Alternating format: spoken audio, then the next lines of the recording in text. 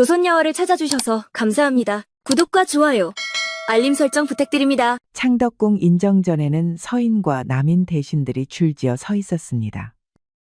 붉은 단청 위로 아침 햇살이 스며들었지만 그 밝음 속에서도 신하들의 얼굴은 응달처럼 굳어 있었습니다. 서인 예조판서 윤대수가 한 걸음 앞으로 나섰습니다. 숙종을 향해 곡배한 뒤 또렷한 목소리로 말하였습니다. 전하, 이번 인사에는 마땅히 서인의 임무를 써야 하옵니다. 지난 황국 이후로 남인의 권세가 조정의 균형을 어지럽히고 있사옵니다. 그 눈빛엔 흔들림이 없었습니다. 가슴 속에 쌓인 결기가 햇살 아래 날카롭게 번졌습니다.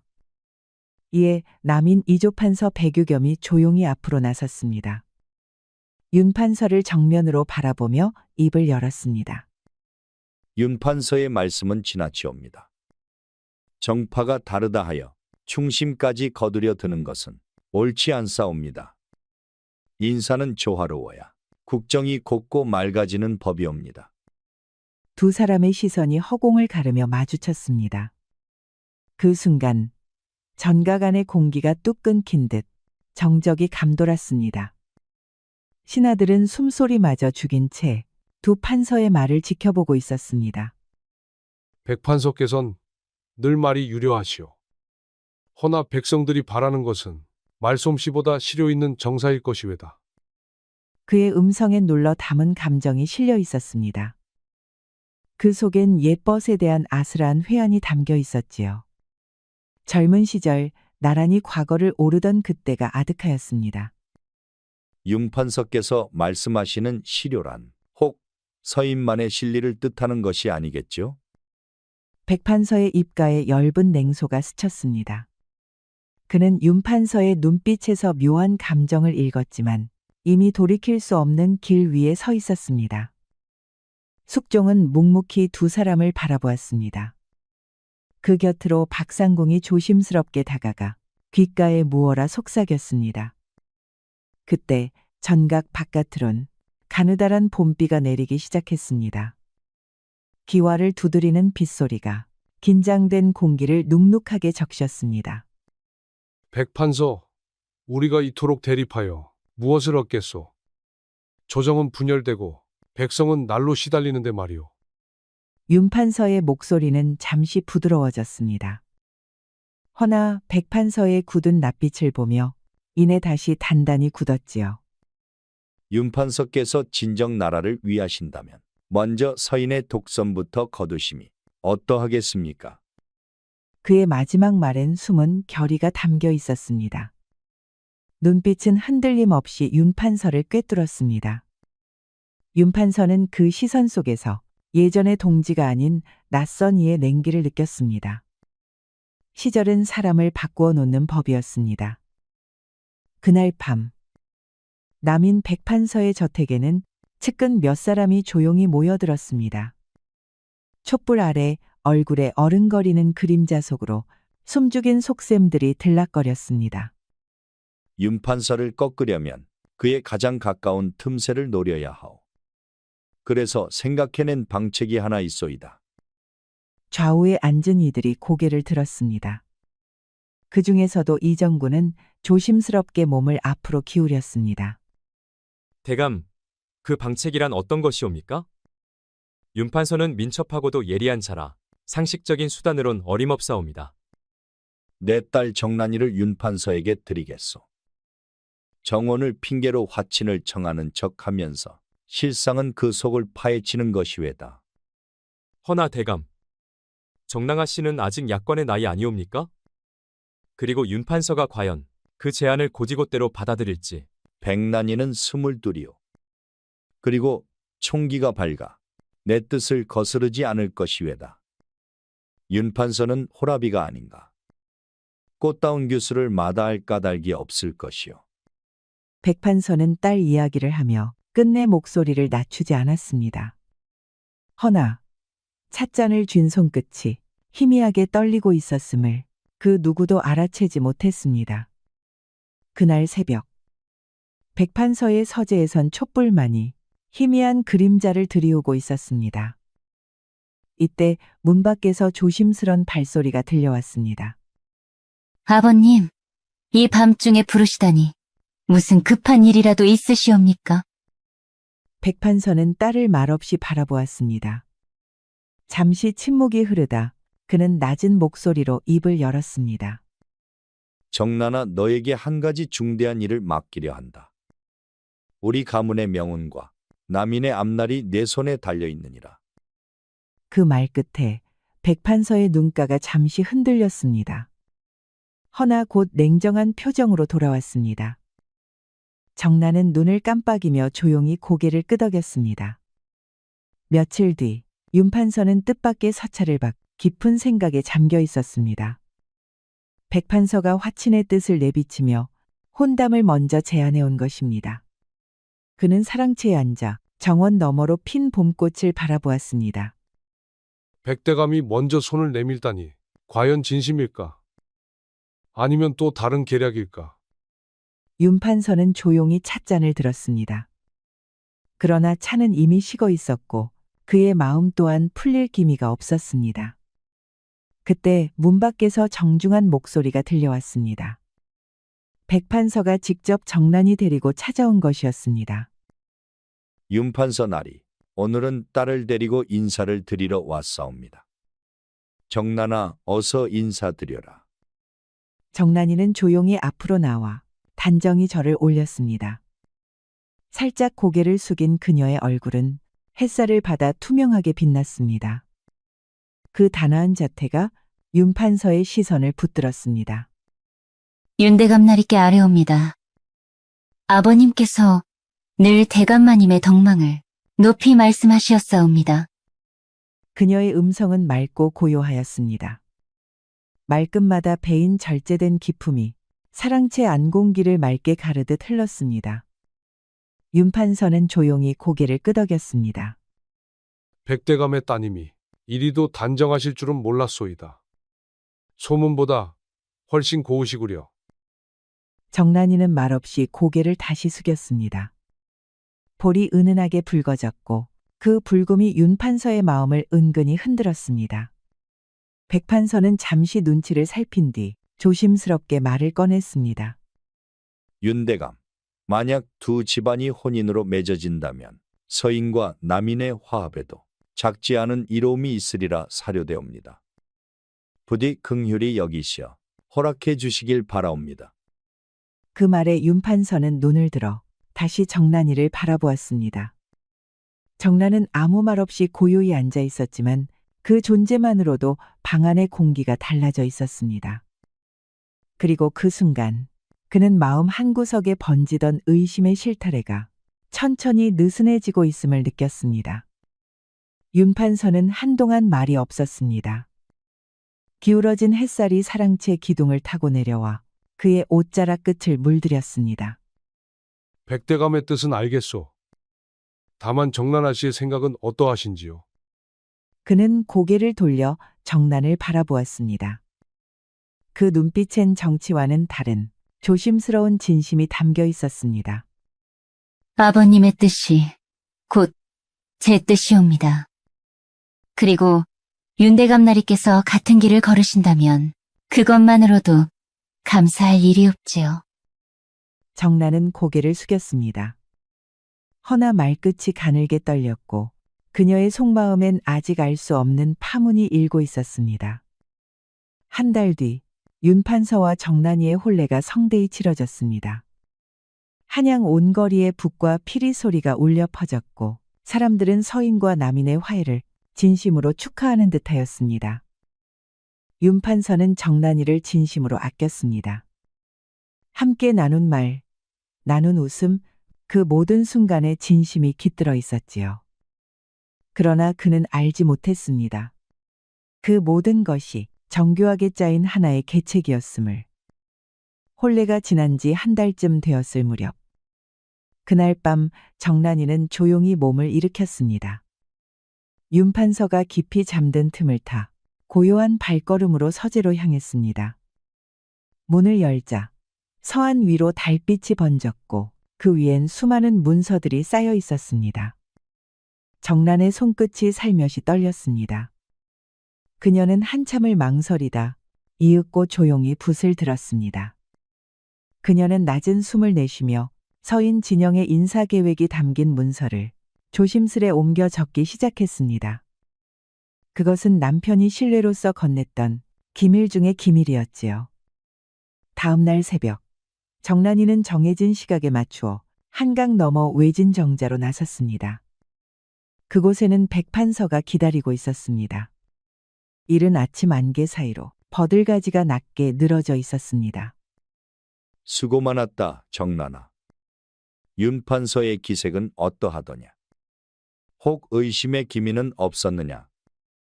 남편은 저를 전적으로 믿고 계시옵니다. 그러나 아버님, 이런 일을 앞으로도 계속해야 하옵니까? 정란이의 음성은 낮았고 그 속엔 억누른 갈등이 담겨 있었습니다. 그녀는 윤판서의 진심 어린 마음에 갈등을 겪고 있었습니다.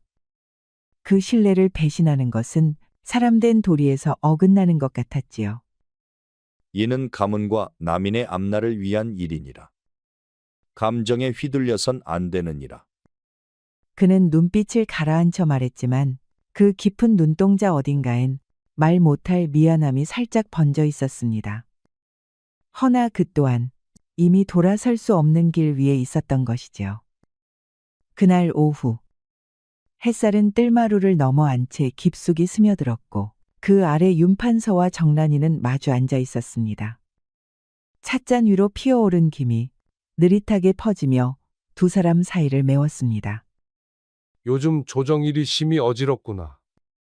남인들이 또 무슨 술수를 꾸미는지 도통감이 잡히질 않네. 혹 서인 진영에서는 어떤 대책을 마련하고 계시옵니까?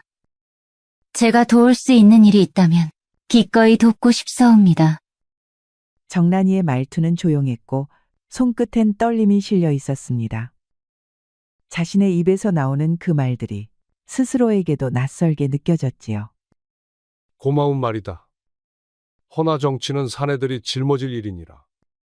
네가 곁에 있어주는 것만으로도 나는 충분히 든든하구나. 그는 조용히 정란이의 손을 덮었습니다. 그리고는 남인의 동향과 서인의 전략을 조심스레 풀어내기 시작했지요. 정란이는 그 모든 말을 가만히 새겼습니다.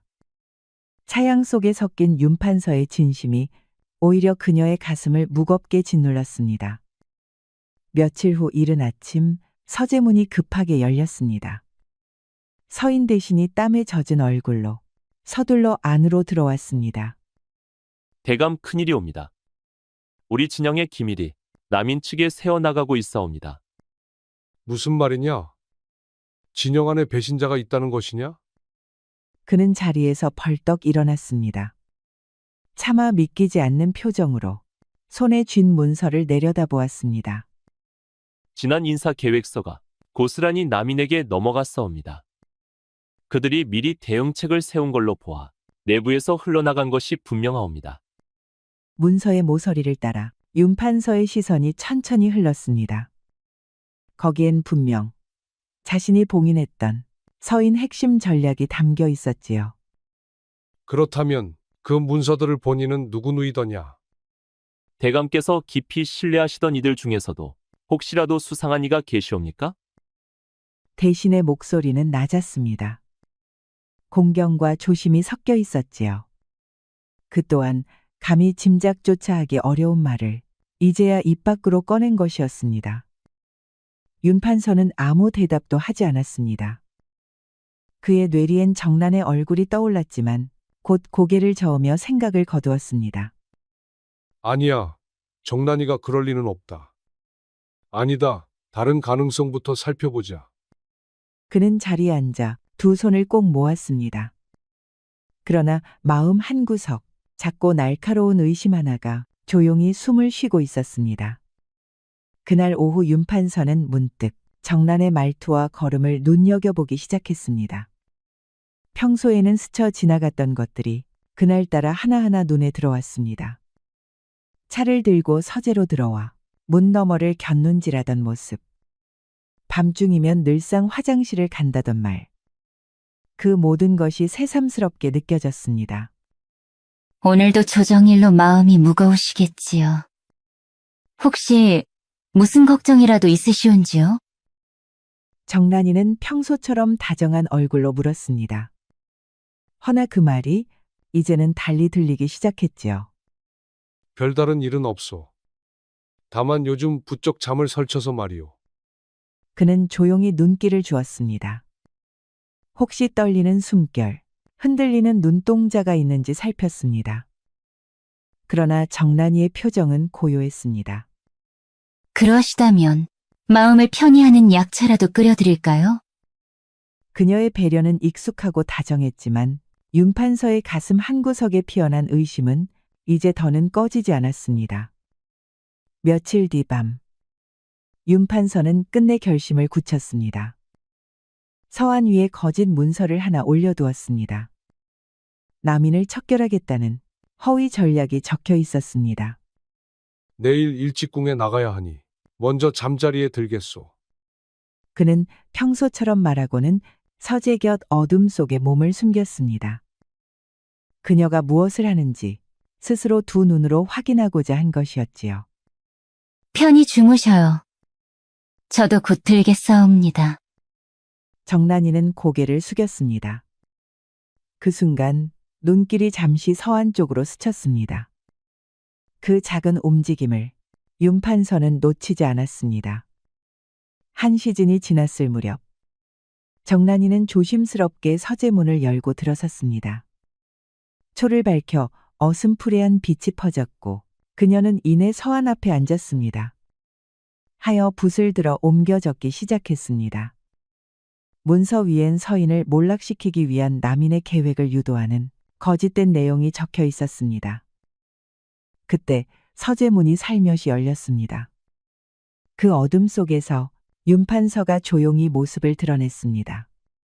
지금 무엇을 하고 있는 거요? 그 목소리는 낮았고 서늘했습니다.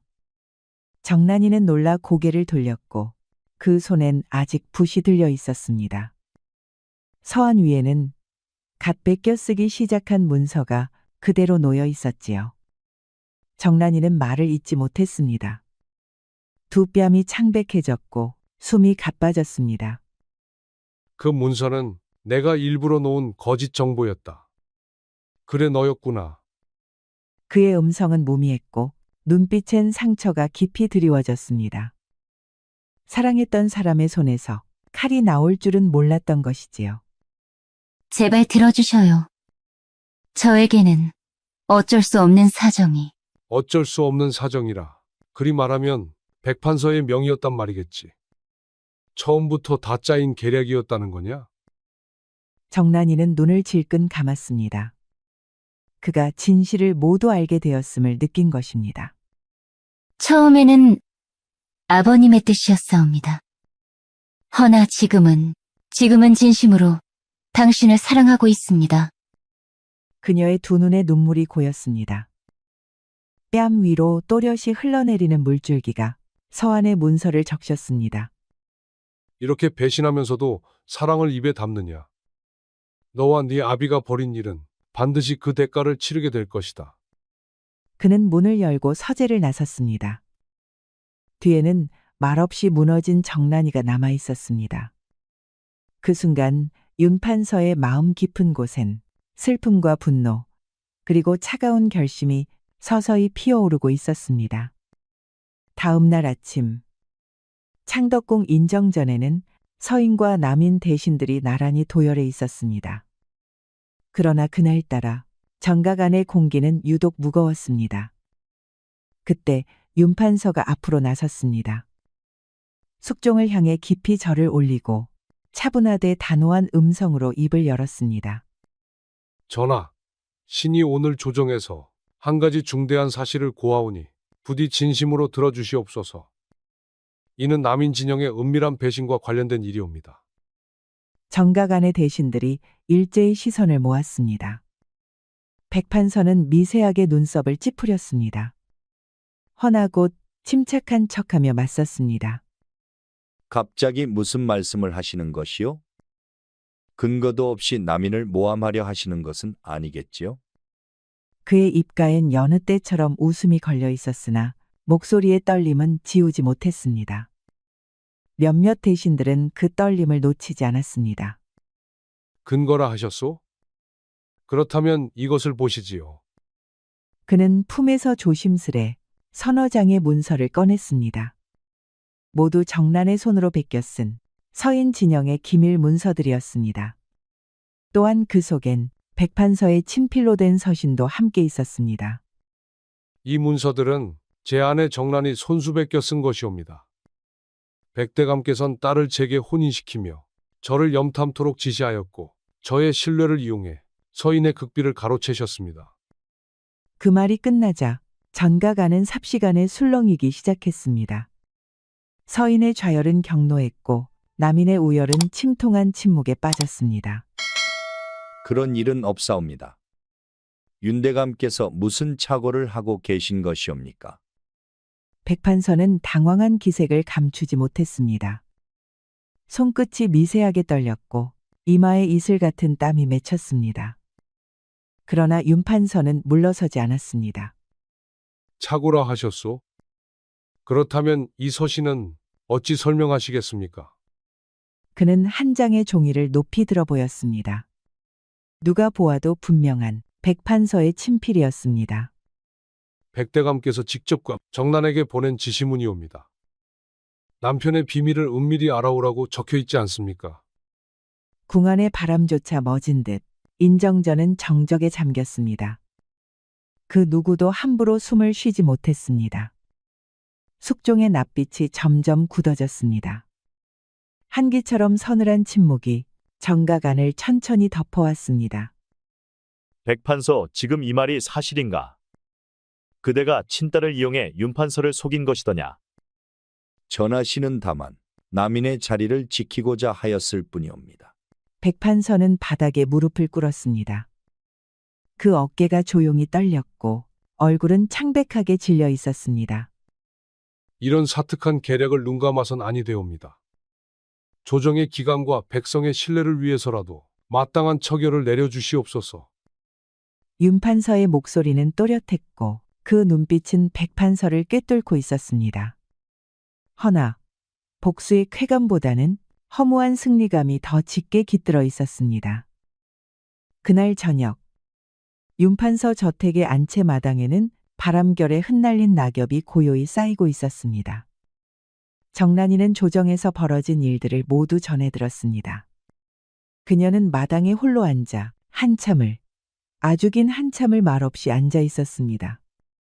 붉게 물든 잎 하나가 하늘에서 뚝 떨어져 그녀의 무릎 위에 내려앉았습니다. 그 순간에도 정란은 눈길 한번 돌리지 않았지요. 잠시 후 윤판서가 저택으로 돌아왔을 때 정란이는 대문 앞에 무릎을 꿇고 있었습니다. 그녀의 눈두덩은 푸르게 부어 있었고 한때의 단아함은 바람에 실려 멀리 떠난 듯했습니다. 제 잘못이옵니다. 아버님이 아닌 제가 죄인이옵니다. 이렇게 당신에게 용서를 구하옵니다. 그녀는 땅에 이마를 대고 마루 끝까지 몸을 낮추었습니다. 그 절은 아버지를 위한 절이자 마지막으로 남편을 향한 기도와도 같았지요. 용서라니, 감히 그 말을 입에 올릴 수 있단 말이냐? 그대 아비가 꾀한 음모는 나라를 팔아넘길 배신이었다. 어찌 내가 그 죄를 덮을 수 있겠나? 어찌 이 나라가 그 죄를 외면할 수 있겠어? 그리고 너도 그 죄의 한가운데에서 움직인 자가 아니더냐? 그는 차마 더 말하지 못하고 등을 돌렸습니다. 그의 옷깃 사이로 긴 숨이 낙엽처럼 쓸려 나왔습니다. 그때 김상원이 조용히 다가섰습니다. 나으리, 정난 마님의 처분은 어찌하시렵니까? 윤판서는 말없이 주먹을 움켜쥔 채 그 자리에 섰습니다. 사랑과 죄, 그 두 줄기의 칼날이 가슴팍을 찢고 지나가는 듯했지요. 만일 제가 제 손으로 죄를 씻는다면 아버님을 용서해 주실 수 있으시옵니까? 그녀의 말에 윤판서와 김상원 모두 숨을 멈췄습니다. 그녀의 눈빛엔 결연함이 서려 있었고 손에는 어느새 꺼내든 은장도가 들려 있었습니다. 그런 말 하지 마라. 설마 그런 생각을. 저는 아버님의 명을 거역할 수 없었고 당신의 믿음 또한 저버릴 수 없었사옵니다. 그러니 저의 존재가 죄였사옵니다. 정란아, 그 칼을 내려놔라.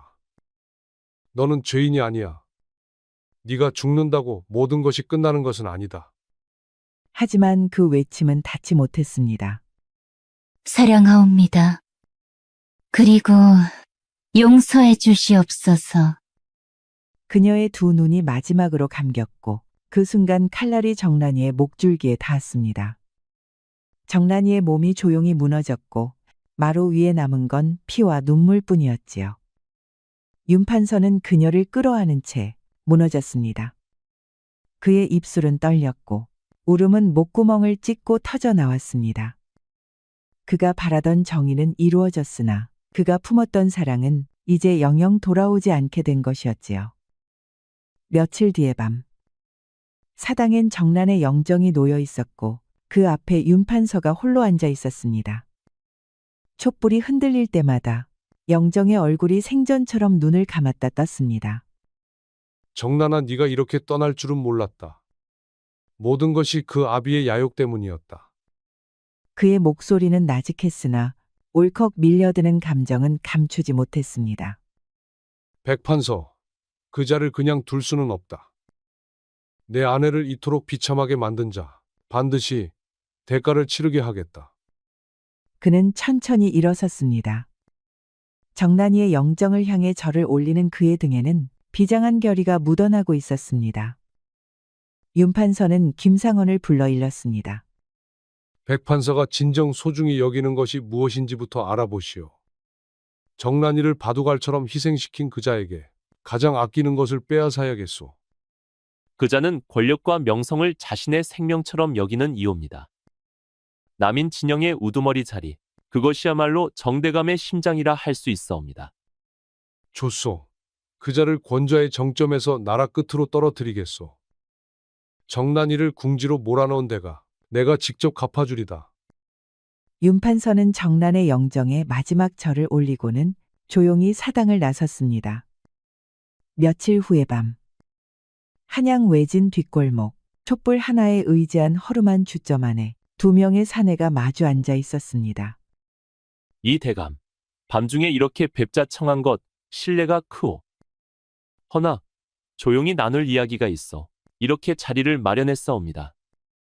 김상원은 주변을 살핀 뒤 술잔을 조심스레 밀었습니다.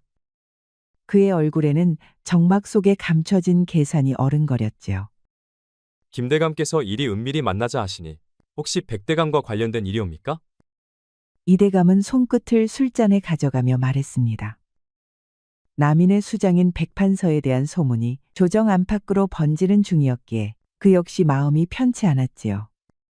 백대감 말씀이요. 이대감께서도 잘 아시지 않소이까.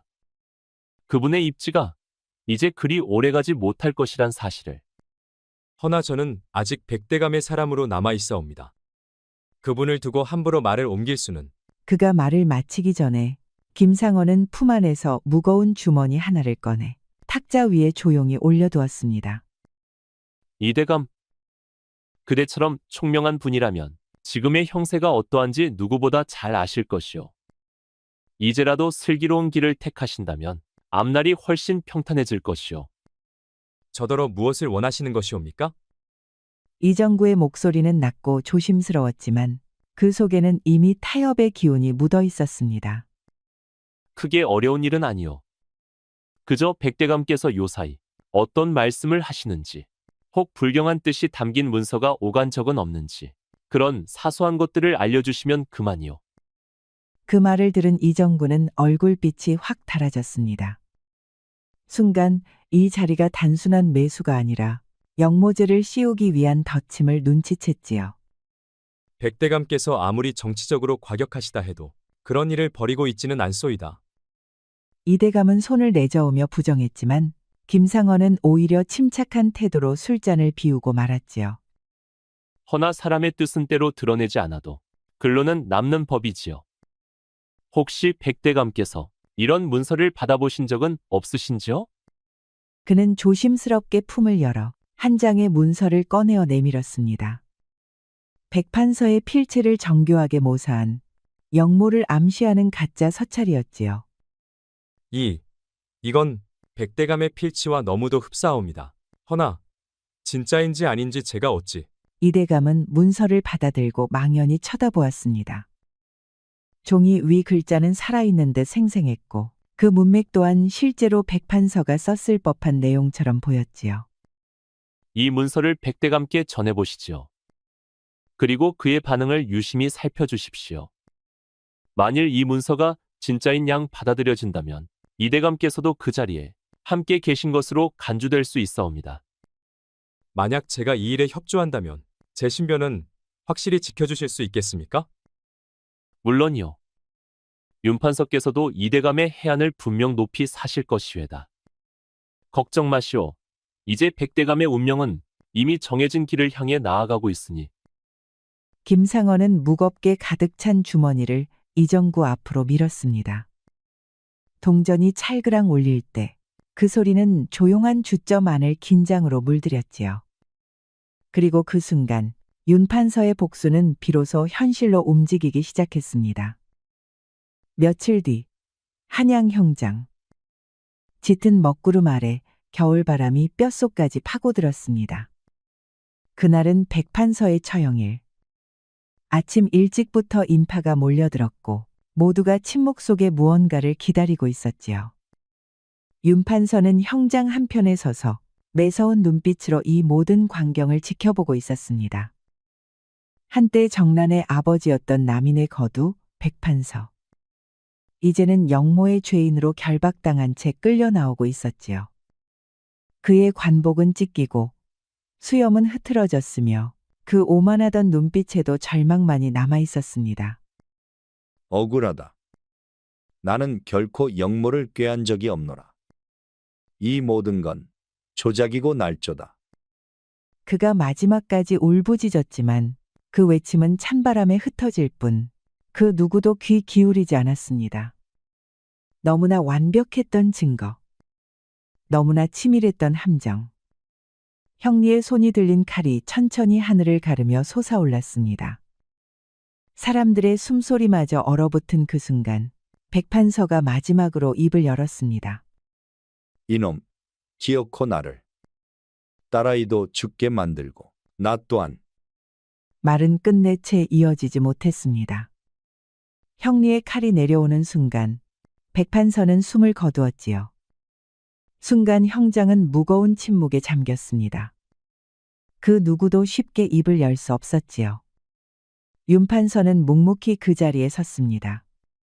바람이 옷깃을 휘날렸고 그의 눈빛에는 오랜 원한을 갚은 자의 차가운 만족이 스며 있었습니다. 형장의 소라는 점차 가라앉고 사람들도 하나둘 흩어졌습니다. 백판서의 시신은 차가운 거적에 씌워져 무덤도 없이 끌려갔고 그 자리는 다시 정막만이 남았지요. 하지만 윤판서는 떠나지 않았습니다. 그는 여전히 그 자리에 서서 바닥에 얼룩진 핏자국을 말없이 내려다보았습니다. 복수는 이루어졌건만 가슴 한편엔 알 수 없는 무거움이 내려앉고 있었습니다. 그날 저녁 윤판서는 사랑채에 홀로 앉아 있었습니다. 백판서가 처형된 날 저택엔 승리의 기쁨 대신 낯빛 침묵만이 내려앉았지요. 잠시 후 김상원이 모습을 드러냈습니다. 그의 얼굴엔 여전히 충직한 미소가 걸려 있었지요. 온갖 폐악질을 부리던 백판서도 마침내 저승기를 갔군요. 이제 정남마님의 원한도 풀리고 꼴도 보기 싫은 남인놈들도 활개치지 못할 겁니다. 하지만 윤판서는 대꾸하지 않았습니다. 그의 찻잔은 식어 있었고 눈빛엔 어딘지 모를 침울함이 감돌았지요. 이것이 과연 옳은 일인가 싶다. 말끝이 씹혔습니다. 그가 느끼는 공허함은 결코 양심의 소리가 아니었지요. 단지 본인이 기대했던 만족감이 오지 않은 것에 대한 당혹감이었을 뿐. 혹시 후회라도 하시는 것이옵니까? 후회, 그럴 자격이 있긴 한가. 정란이를 믿지 못했고 이용했고 끝내는 죽게 만들었지. 그 아비와 뭐가 다르냐? 나도. 정란이는 아비와 남편 사이에서 찢겨 죽었다. 나는 그걸 뻔히 알면서도 모른 척했다. 정이랍시고 복수라 했지만 결국은 내 체면, 내 자존심이 문제였지. 그래도 백판서는 죗값을 받았사옵니다. 마땅한 일이었지요. 마땅하다고? 그놈의 최후를 지켜보며 통쾌해야 했겠지. 하지만 나는 장인어른의 딸을 죽인 놈이자 그 아비를 죽인 사위야. 그것이 무슨 승리더냐? 김상원은 더 이상 무슨 말을 덧붙일 수 없었습니다. 정란이의 죽음은 어느 한 사람의 책임이 아닌 욕망에 물든 이들 모두의 공모였으니까요. 며칠 뒤 윤판서는 언덕 위 무덤을 찾았습니다. 봄바람이 불어와 새싹들이 일어나고 있었지만 그 발걸음은 여전히 무거웠지요. 정란아, 내가 백판서를 죽였다고 그게 너를 위한 일이었을까? 사실은 그냥 내가 하고 싶었던 일일 뿐이었구나. 그는 무덤 앞에 앉아 침묵했습니다. 말을 이어갈수록 자신이 어떤 짓을 했는지 점점 더 또렷이 떠올랐기 때문이지요. 네가 원했던 건 화해였고 나는 증오를 택했다. 너의 간절함을 짓밟고도 나는 정당하다고 믿었지. 결국 너를 죽게 만든 건 너의 아버지도 이 나라도 아니라 바로 나였다는 걸 이제야 안다. 윤판서는 천천히 일어섰습니다. 그의 표정엔 더 이상 정치적 결의 같은 허울은 없었습니다. 단지 되돌릴 수 없는 죄에 대한 인식, 그것뿐이었지요. 백성을 위한 정치를 하겠다. 그래, 그 말도 결국 날 위로하려는 자기 위안 아니었겠나. 너를 죽게 만들고 나서야 무슨 정의를 논한단 말이냐. 무덤 앞에 조용히 절을 올린 그는 더 이상 말을 잇지 않았습니다. 다짐 같은 말로 자신을 덮는 것을 이제는 하지 않기로 마음먹었기 때문이지요. 윤판서는 언덕을 내려가며 마지막으로 속삭였습니다. 나는 씻을 수 없는 죄를 지었다. 평생 그 죄와 함께 살아가겠다. 그게 내가 네 앞에서 할 수 있는 유일한 속죄다. 햇살은 따뜻했지만 그의 그림자는 길고 어두웠습니다. 이제 그는 비로소 복수자가 아닌 죄인의 길 위에 서 있었지요. 법구경에서 이르기를 분노를 품는 자는 뜨거운 숯을 움켜쥐고 남에게 던지려 하나 먼저 그 손부터 불타는 법이라 하였습니다. 욕된 마음은 결국 자신을 태우는 불씨가 되고 그 불씨를 정이라 부르면 어리석음은 더욱 짙은 연기로 번지지요. 윤판서는 원한을 정의로 착각했고 복수를 의무라 여겼습니다. 그러나 그 손에 쥔 것은 칼이 아니라 자신을 태우는 숯이었지요. 정란이는 그 손을 붙들어 말렸으나 그는 끝내 놓지 못했고 불은 돌아 윤판서를 삼켜버렸습니다. 이제 그가 얻은 승리는 제가 된 마음 위에 쓸쓸히 서 있을 뿐입니다. 이렇듯 우리 모두 증오를 품기보다는 사랑과 용서를 가져야겠습니다. 우리 이야기가 여러분들에게 조금이나마 재미를 선사할 수 있기를 바랍니다. 다른 재미있는 영상도 많으니 즐겁게 봐주세요. 그럼 여러분 모두 행복하고 즐거운 시간 되세요.